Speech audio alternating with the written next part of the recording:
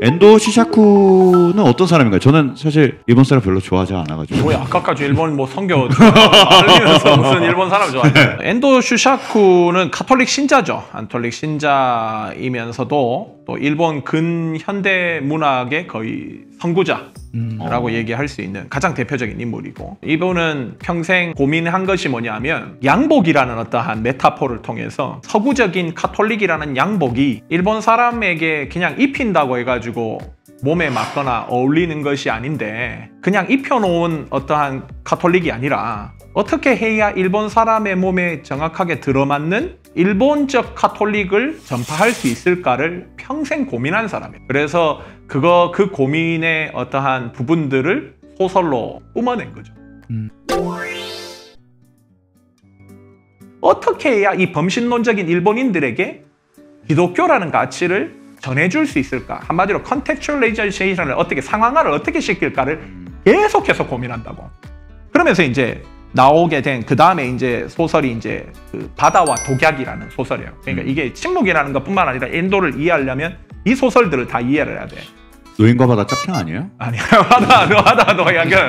바다 독약은 어떤 거냐면, 이게 실제로 이게 일본에서는 엔도 슈샤쿠의 소설을 가지고 드라마나 영화로 제작된 게 굉장히 많더라고. 와. 그만큼 일본에서 굉장히 유명했던 사람이라. 그러니까 바다와 독약은 약간 1970년대 하얀 거탑이야.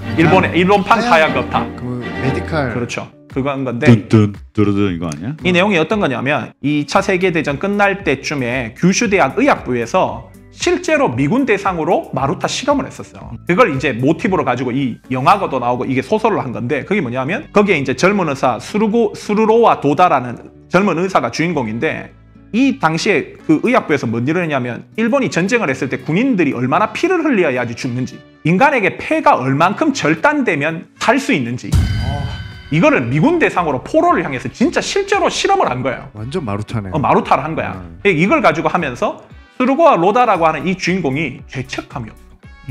이걸 하면서 그러면서 자기가 이게 살인행위라는 걸 알아. 그런데도 뭐라고 얘기하냐면, 지금 전쟁 시대인데 무엇을 해도 마찬가지 아니야? 인간은 저렇게 죽거나 이렇게 죽거나 똑같은데, 그러면서 자조새 낀 어떤 체념으로 그걸 동참을 한다고. 그 실험에 미군들 대상으로 이렇게 실험을 하는 거야. 피를 뽑아내고. 그러면서 이제 자기가 그렇게 동참하는 데 대한 죄의식이 그렇게 크게 없는. 그러면서 이 엔도가 여기에서 뭘 얘기를 하냐면, 이 스루고와 도다가 자기 집에서 도와러 오는 여종이 있는데 그 여종을 임신시켜요. 또 거기에 이걸 사람들이 나를 이상하게 보겠지 해서 그 여자를 자기 손으로 낙태를 시켜. 아주 일본스럽네요.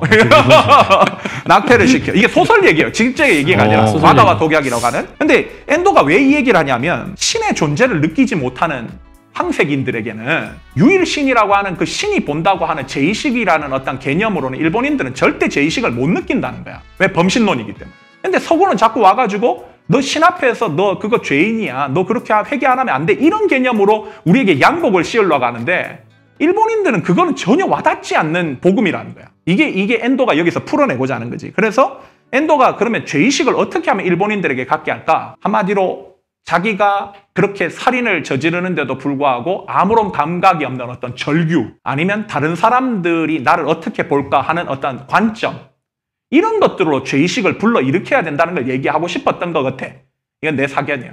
그래서 결국은 이 바다와 독약을 통해 가지고 이 일본인들에게 맞는 복음을 위해서 첫 번째로 시도를 한 거지. 그 다음에는 뭐냐면 정말로 내가 느낄 수 있는 예술을 표현하겠다. 그렇게 해서 나온 소설이 이제 위대한 바보, 내가 버린 여자라는 거야. 간단하게 얘기하면 내가 버린 위대한 바보라고 하는 것은, 프랑스에서 어떤 사람이 유학을 왔는데, 일본으로 이렇게 오고 싶어서 왔는데 이름이 가스통이야. 완전 경멸적인 이름이지. 가스통. 가스통이야. 가스탱크? 근데 이 사람은 너무 착해. 그냥 손해볼 것 다 손해봐. 그리고 뭐 사람들에게 늘 이용을 당해. 그런데도 하루하루 힘들게 살아가는 사람들 옆에 있어주면서 옆에서 지켜주고 그 사람들 도와주는 일을 해. 가스통이라는 애가. 심지어 이렇게 주인 없는 개도 도와주는 일을 개도 도와줘.